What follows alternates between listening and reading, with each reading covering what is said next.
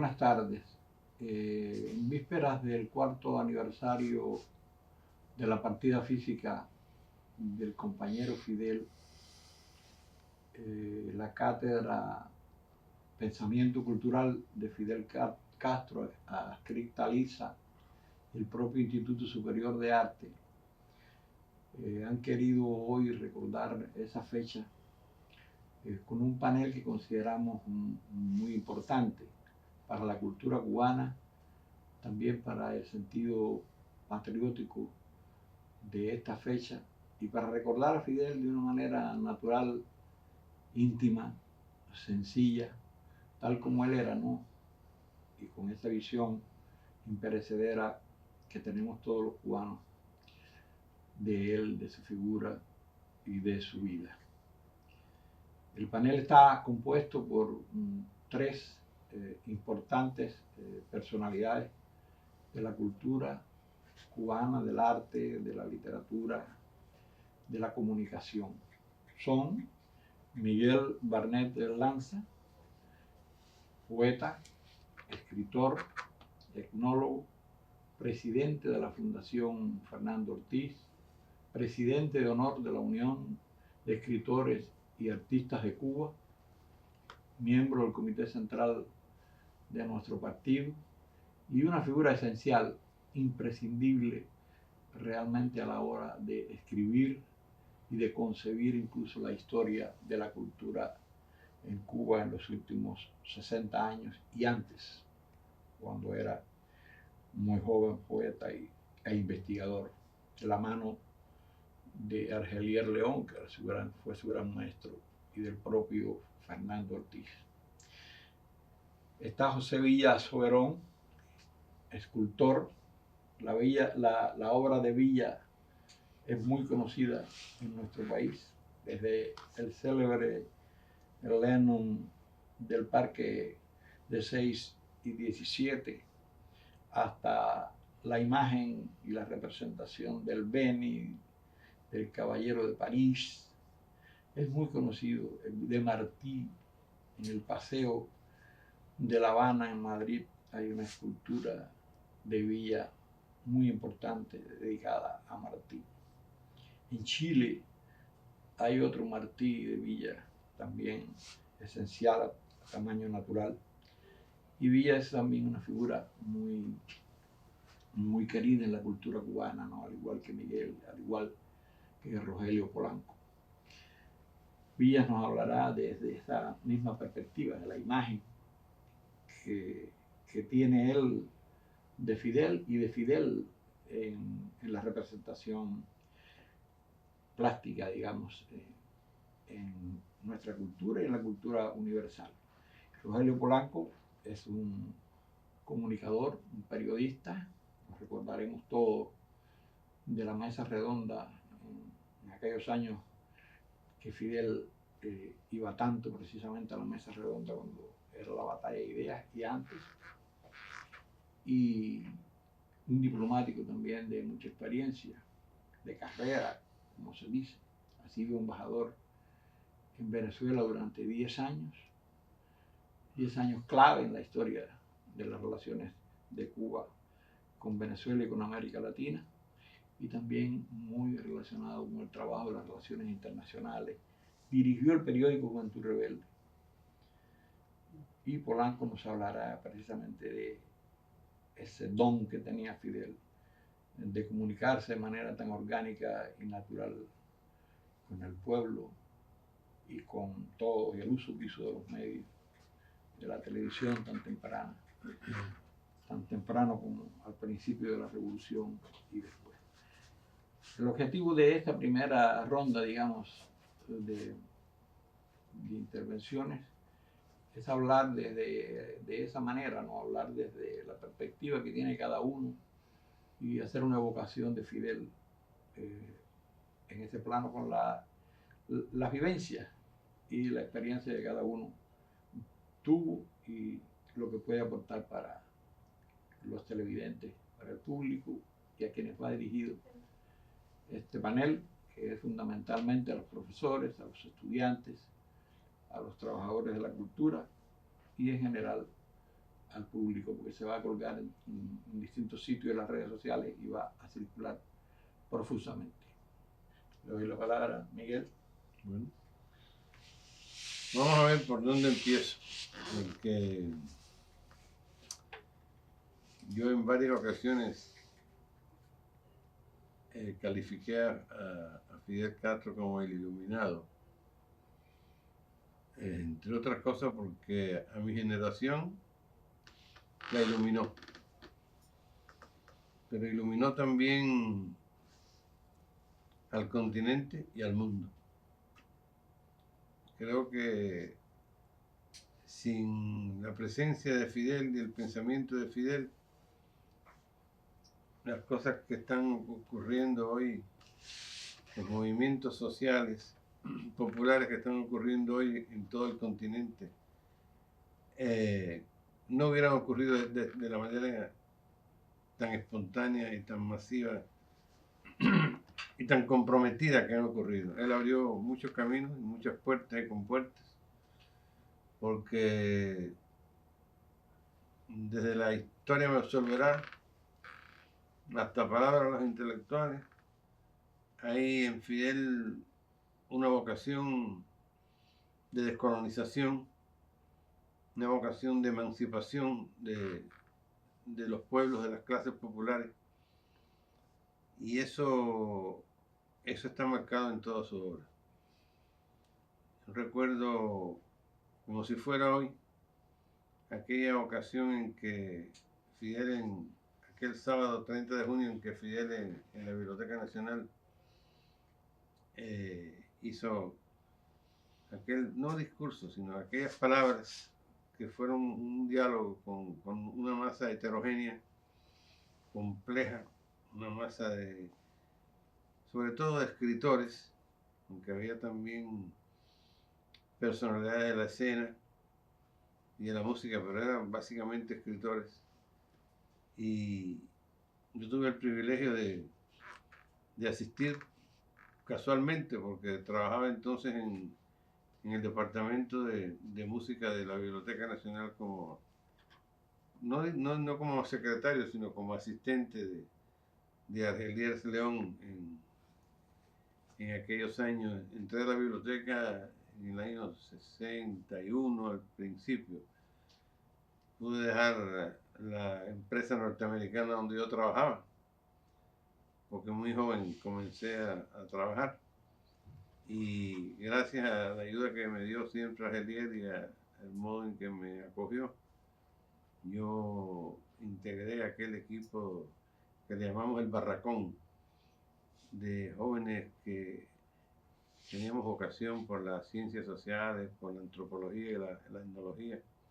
Ya que la universidad se había cerrado, yo tenía la aspiración a entrar en la universidad, en la Facultad de Ciencias Sociales, pero en el año 56 los esbirros de la dictadura cerraron la universidad.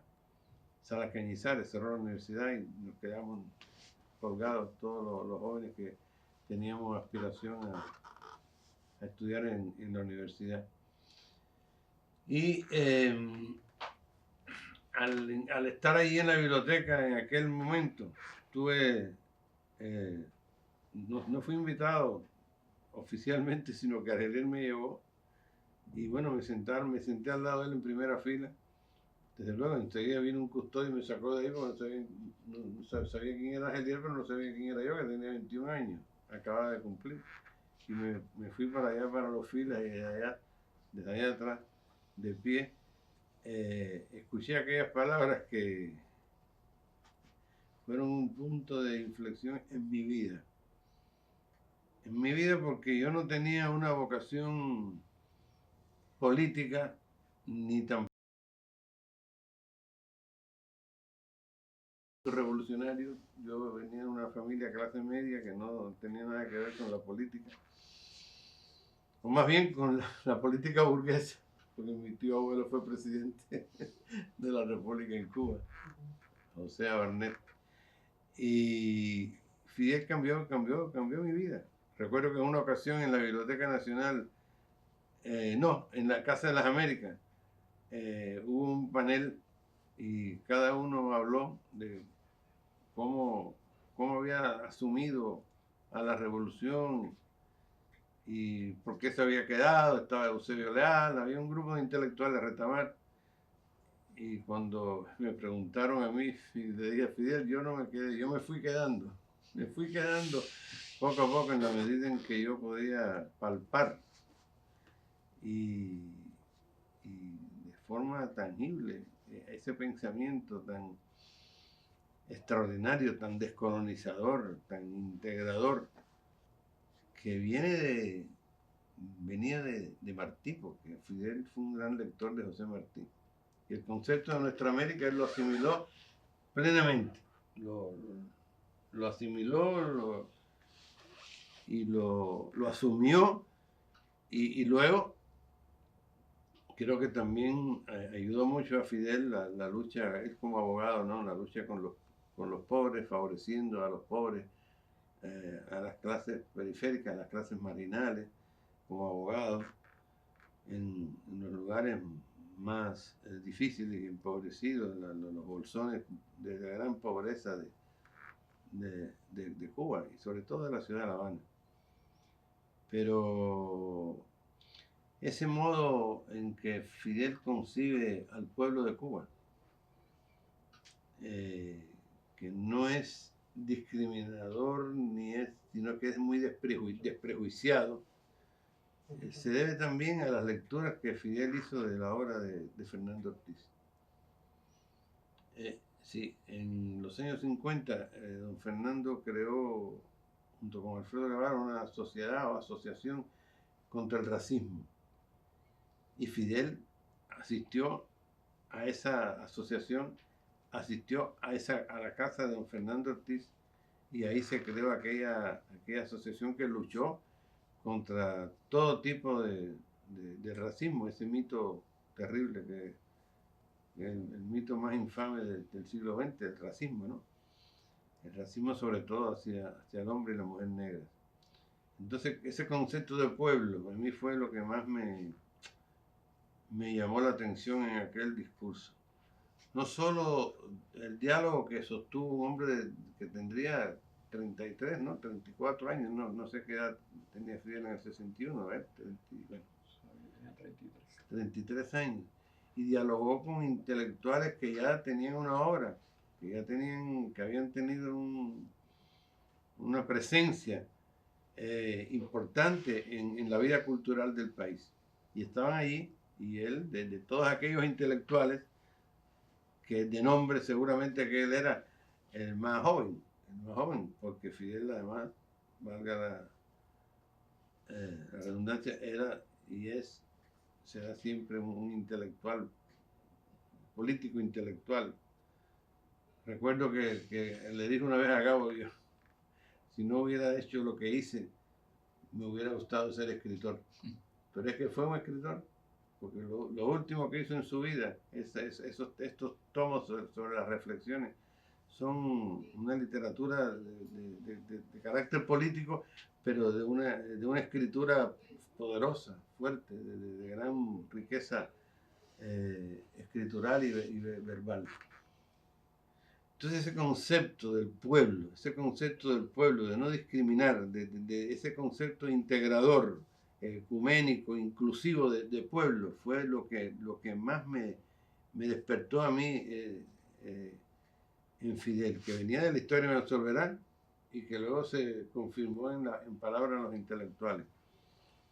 Y eso, por supuesto, que marcó todo el proceso revolucionario, las medidas revolucionarias, desde la lucha contra el racismo, la reforma agraria, la reforma urbana, la concepción de la revolución cubana.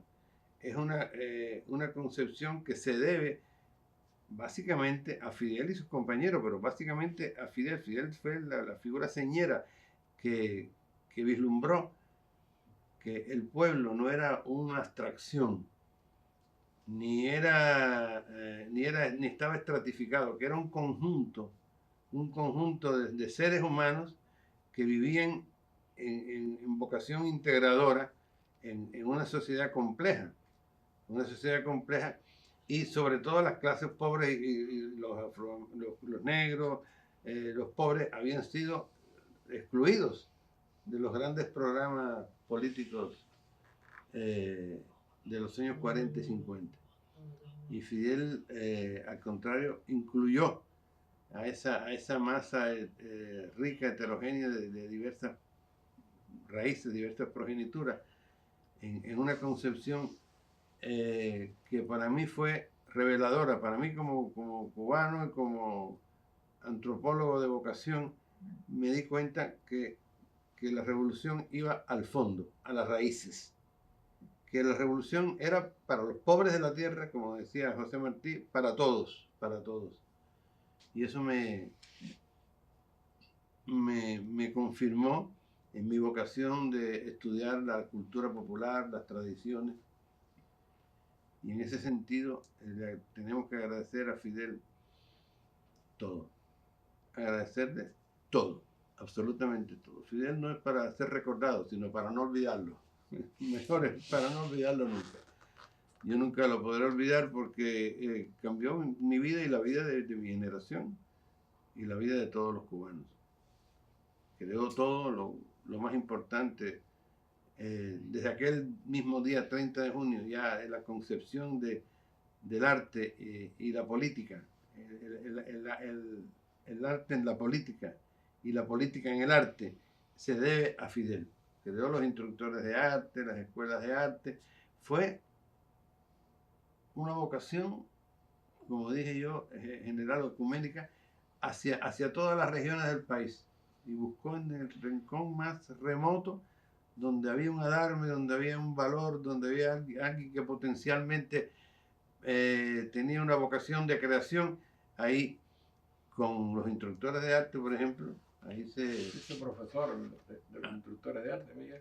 Yo fui profesor de los instructores de arte al principio porque él me convocó a eso.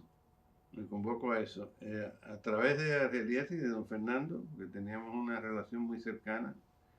Y cuando se crearon los instructores de arte, Argelies me dijo, no, todo esto que tú estás aprendiendo ahora aquí en la Academia de Ciencias, en el Instituto de Etnología y Folclore, que fue el primero que se creó en la Academia de Ciencias, tú tienes que inmediatamente ponerlo en práctica, divulgarlo. Y yo me leía las cosas un lunes y el martes ya estaba en la escuela de instructores de arte repitiendo como un papagayo todo lo que yo leía, pero lo que yo leía era la obra de Fernando Ortiz, la obra de Roger Bastide, la obra de Ashley Montagu, de los grandes antropólogos y sociólogos que tuve el privilegio de leer, de estudiar, gracias a mi cercanía, a mi presencia. Imagínate, sin haber terminado la universidad, ya a mí, esto no es más que un milagro de la revolución. Yo con 21 años, ya yo tenía un carnet que decía Miguel Barnet, investigador científico, y todavía yo no me había graduado, porque yo estuve durante 9 años en el Instituto de Etnología y Folclore, que fue un centro no solamente de investigación, sino un centro docente. Y todo eso, era presidente de la Academia de Ciencias, Núñez Jiménez, que estaba muy cerca de Fidel. Y yo tuve el privilegio de caerle bien a Núñez Jiménez y de participar en muchos recorridos con Núñez y con Fidel. Incluso en casa de Núñez Jiménez también me encontré con Fidel y me encontré con el Che. Tuve ese privilegio. Haber nacido en 1940 es un privilegio, aunque ahora ya tengo 80 años.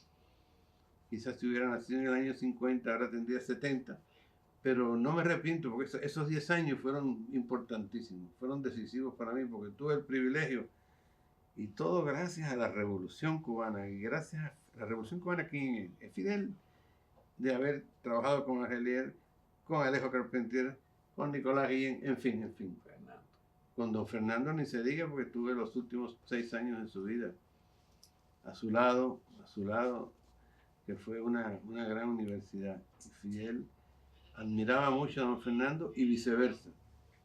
Recuerdo que uno de los libros más, uno de los ensayos más importantes del siglo XX en Cuba, el contrapunteo cubano del tabaco y el azúcar, Y Fidel y yo lo comentamos en varias ocasiones, porque ahí él tiene una polémica con Ramiro Guerra.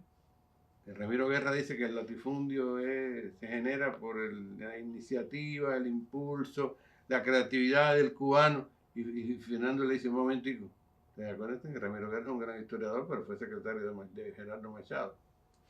Y tenía una visión distinta. Un gran historiador, pero con una visión distinta. Y la visión de don Fernando era una visión antiimperialista. Y le dice Fernando a Ramiro, le dice, no.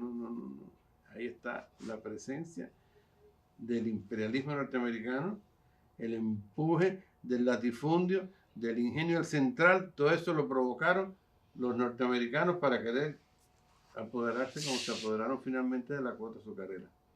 Esa es la verdad. Pero tiene un texto que se llama El legado de Fidel, un texto breve. ¿Tú has pensado escribir más o menos, has pensado escribir un libro con ese recorrido por la revolución?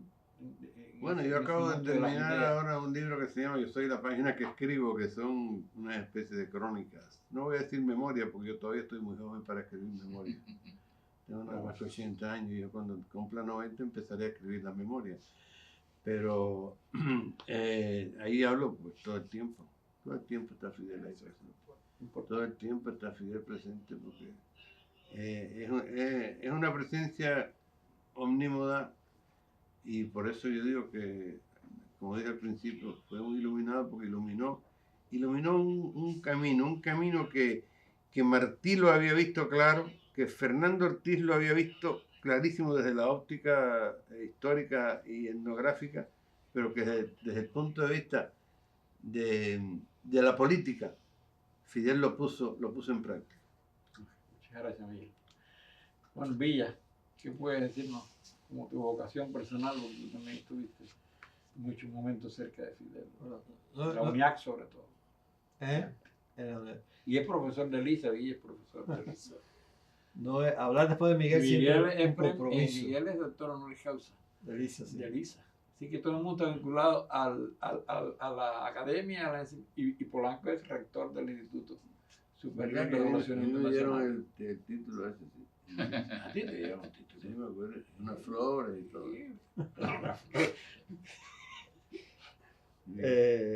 Bueno, es un compromiso siempre hablar después de Miguel, porque por supuesto Miguel casi que lo abarca todo. Yo creo que si Fidel marcó la época de Miguel, yo pienso que marcó mucho más la época nuestra. La generación nuestra, los que hoy tenemos 70 años, como dice Miguel, sí estuvimos marcados con la presencia de Fidel prácticamente en casi todas las décadas de creación, de trabajo.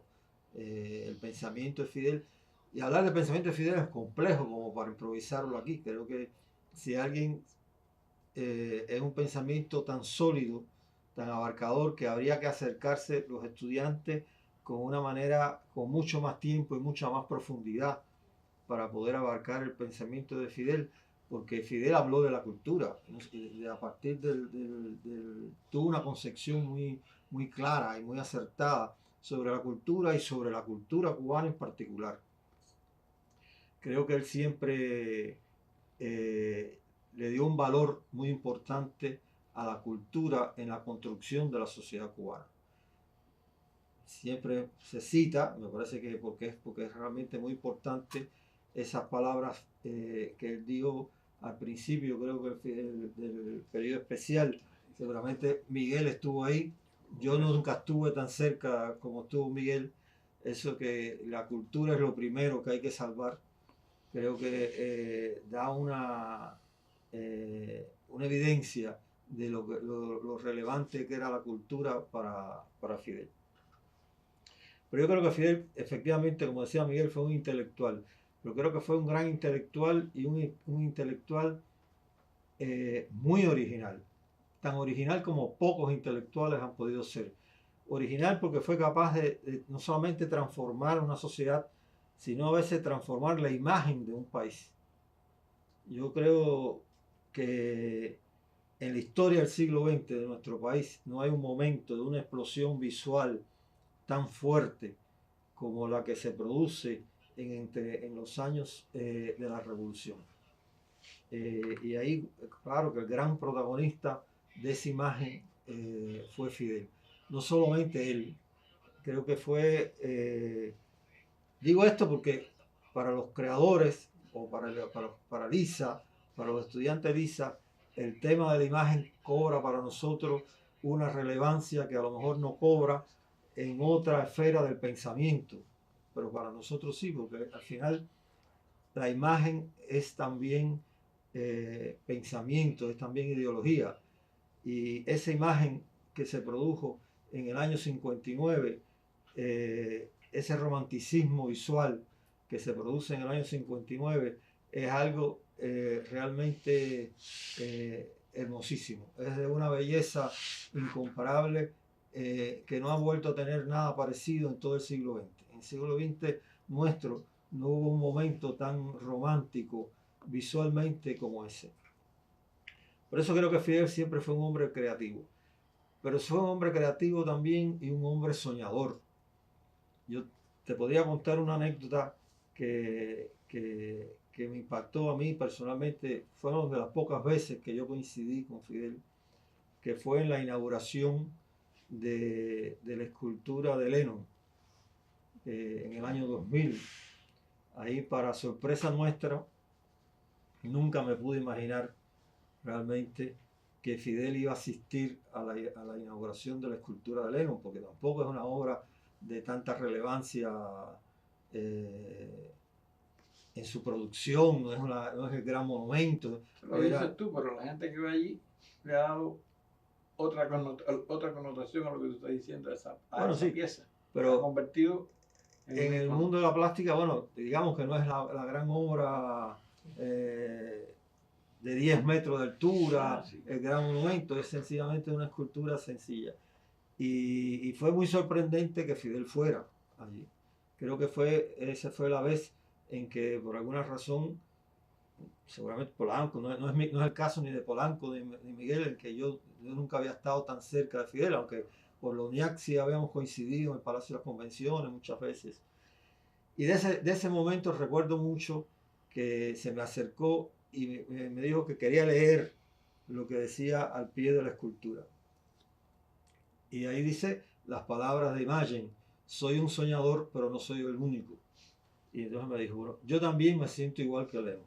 Yo también he sido un soñador. Y es verdad que realmente Fidel fue esencialmente un gran soñador. Y nosotros los que hacemos arte, los que producimos arte, estamos siempre en deuda con esos sueños de Fidel. Señor. Porque uno de los grandes sueños de Fidel fueron las escuelas de arte. Sí. O sea, hoy ese complejo de escuelas de arte de Cubanacán, que después han tenido historias complejas, han tenido, como es toda la vida, ¿no? No todo en la vida, no todos los sueños se hacen realidad de manera perfecta. Pero ese, que ha sido un gran sueño, con un gran resultado para la cultura cubana, fue esencialmente un sueño de Fidel. No solamente lo concibió como la idea conceptual de crear una escuela para estudiantes de arte, sino para crear una escuela de una manera muy original, porque hoy en día hay escuelas parecidas, pero eso de que en la década del 60 se concibiera una escuela de arte donde todos coincidieran, escuelas de música, escuela de teatro, escuela de ballet, de danza, de artes plásticas, y que juntos se formaran generaciones de artistas y de intelectuales, creo que fue una gran idea. Y esa, evidentemente, fue una idea de Fidel, que compartió con los intelectuales de la época, compartió con Alicia, compartió con muchos intelectuales que obviamente favorecieron ese momento histórico. Pero eso fue una escuela. Y ahí me recuerda también, Miguel, lo debes recordar también, probablemente tú estuviste también en un Consejo Nacional de la UNIAC que celebramos en un lugar muy extraño, ¿te acuerdas? En 23. Sí, el Teatro del Ministerio de Comercio Exterior. Exactamente, en el Teatro del Ministerio de Relaciones Exteriores, no, Sí, el Comercio Exterior. Y después también ahí se apareció Fidel. Y ahí surgió la idea, surgió el planteamiento de de la situación difícil que estaban las escuelas de arte. Y yo me acuerdo que Fidel dijo, para mí esos fueron uno de mis grandes sueños, las escuelas de arte. Siempre estuve enamorado de las escuelas de arte.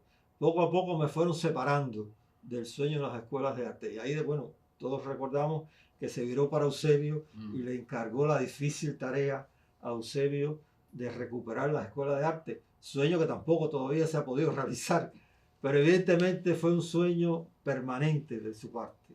Él siempre tuvo presente el tema de las escuelas de arte. E después insistió en otro momento en los instructores de arte. Eso evidencia que se hicieron las escuelas. Se hicieron las escuelas. Porque se hicieron las primeras escuelas y después esas escuelas desaparecieron. Después en otro congreso de la UNIAC que volvió a crear otra vez las escuelas de instructores de arte. Ya eran diferentes.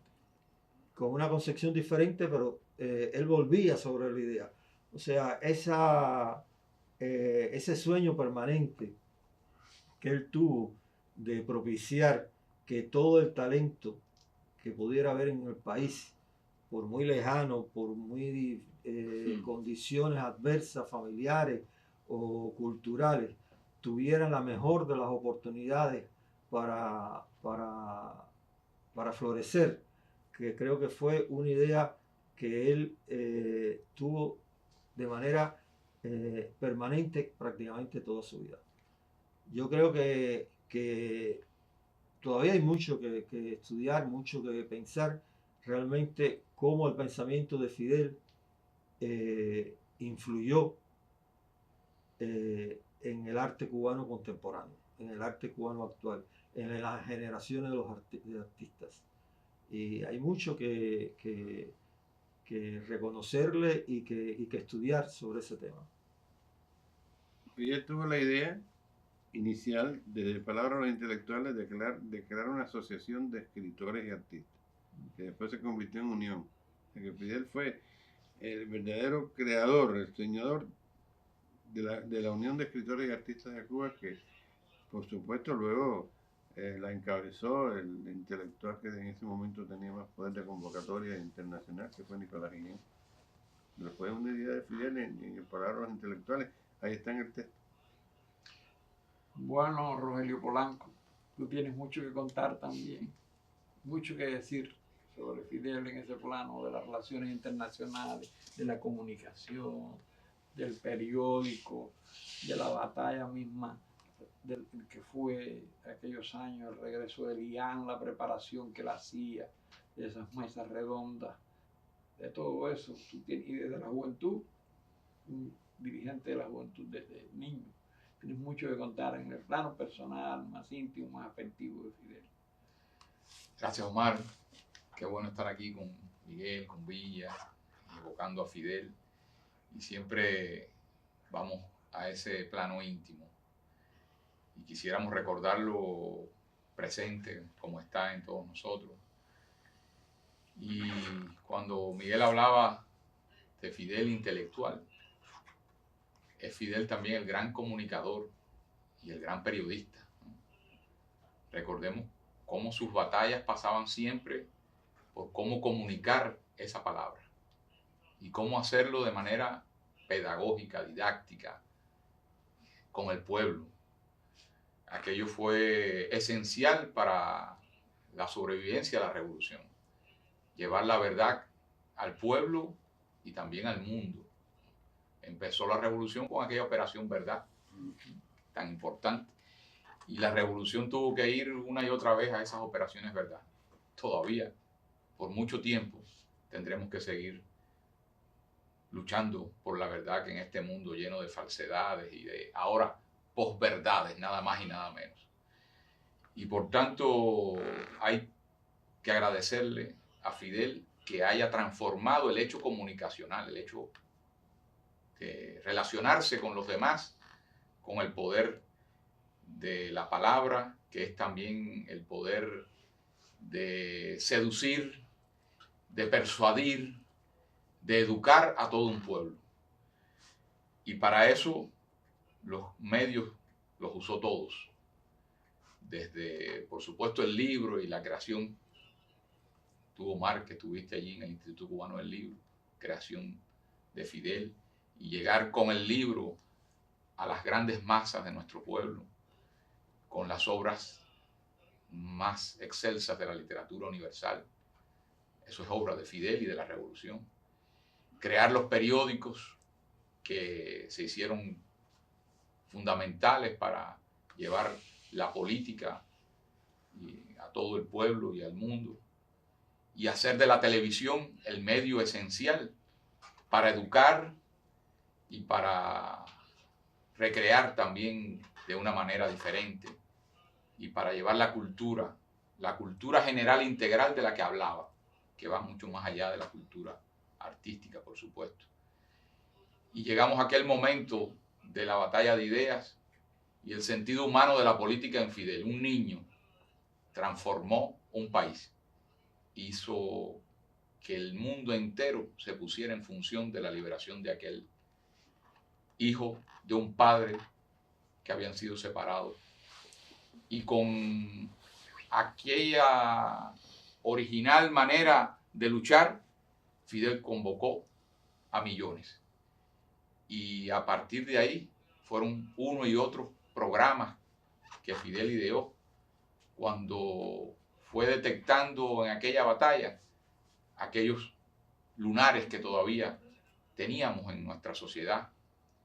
Y recuerdo cuando hablo del sentido político, o sea, del sentido humano de la política en Fidel, que en alguna ocasión le mencionaron estadísticas sobre una situación de la cantidad de niños que tenían una talla o un peso no en la media de nuestra sociedad. Y Fidel dijo: no me hablen de números, díganme el nombre, apellido y lugar de cada niño para ir a ayudarlo. Esa es la esencia del pensamiento de Fidel por el bienestar de nuestro pueblo, pero que no se quedó en nuestro pueblo. Y es ahí la grandeza de Fidel. O sea, como una pequeña isla en el fiel de las Américas, decía Martí, se propuso la idea del equilibrio del mundo, y cómo Fidel, en su grandeza extraordinaria, llevó esa política exterior revolucionaria hasta los más recónditos espacios del planeta, y con la misma fuerza de voluntad que transformó la cultura material y espiritual de una nación, intentó llevar justicia a tantas partes del mundo. Todo en Fidel era colosal, grandioso, como sabemos. Ninguna obra fue pequeña, fue diminuta. Todo cuanto se propuso siempre fue llegar a todos, a lo máximo, y demostró que era posible. Que era posible cuando se unen la voluntad, la confianza en el ser humano. Otra cosa excepcional de Fidel: confió siempre en el ser humano, en el género humano, en las posibilidades creadoras, transformadoras del hombre y la mujer más sencilla. Y pudo llegar a conmover a millones de ciudadanos de Cuba y del mundo. Ahí están para la posteridad su presencia por tantos decenas de países donde las multitudes le aclamaron, y le aclamaban porque establecieron una identificación con sus ideas. Y por eso tanta fuerza de Fidel en las ideas, en la posibilidad que tiene el ser humano en creer en que es posible mover a la humanidad pensando en las ideas justas que nos mueven. En lo personal, Omar, tengo tantos recuerdos de la relación con el comandante, ese privilegio excepcional que tuvimos en varias épocas. Bueno, recordabas aquellos momentos de la mesa redonda. Fidel fue no solo el director, el guionista, sino el conductor de aquellos programas que eran para educar al pueblo. Y se reunía con los panelistas, como todos sabemos, antes y después de cada programa. Y allí hacía la disección de lo que en cada uno era importante que llegara el mensaje al pueblo.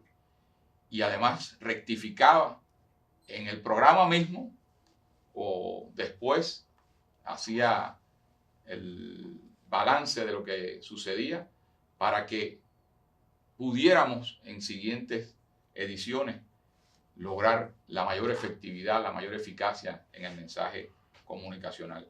Y aquellos que en algún momento nos equivocamos, decía al banco. O sea, vaya para allí por un tiempo para que recapaciten lo que se hizo mal, porque llegó mal el mensaje o no adecuadamente al pueblo, y se prepare mejor para la próxima batalla. Ese es Fidel, el Fidel de los detalles, el Fidel que preguntaba e indagaba hasta la saciedad cuántos de nosotros y de tantos amigos se sometieron a aquellos interrogatorios, aquel inquisitorio a encuestas de Fidel sobre cualquiera de los temas. Recuerdo en una ocasión una reunión con jefes de las misiones médicas de Cuba en varios países, y estaba allí el representante de Cuba, nada más y nada menos que en Eritrea. Y Fidel empezó a preguntarle a aquel compañero una y otra vez sobre temas de aquella nación, desde el régimen de lluvia hasta la producción, la economía, la sociedad, y llegó a preguntarle nada más y nada menos que 149 preguntas exclusivamente sobre Eritrea. Y uno dice, ¿cómo es posible? Y aquel médico fue capaz, bastante bien salió de aquella encuesta, pero es que el método de Fidel del aprendizaje era también ese. O sea, ir a los que estaban en los lugares a los que quizás él no pudiera llegar y aprender en la distancia. Así hizo con muchos de nuestros diplomáticos, siempre, llamándolos directamente, convocándolos para saber de las problemáticas de cada uno de los países. Y así hizo con Venezuela, como todos sabemos, país entrañable, la relación que sostuvo con el comandante Chávez, que quedará para la historia como un vínculo excepcional entre, no dos líderes, entre dos seres humanos que se expresaban sus deseos, sus anhelos, más allá de las cuestiones meramente políticas o de estadistas. Así que es mucho lo que tenemos que agradecer a Fidel, y que nuestro pueblo haya tenido el privilegio histórico de contar con su magisterio, con su sabiduría y con su ejemplo. Bueno, ha sido una conversación de Fidel, también con Fidel, porque Fidel ha estado presente aquí esta tarde, y esperamos que con todos ustedes también agradezcan esta comparecencia. Muchas gracias.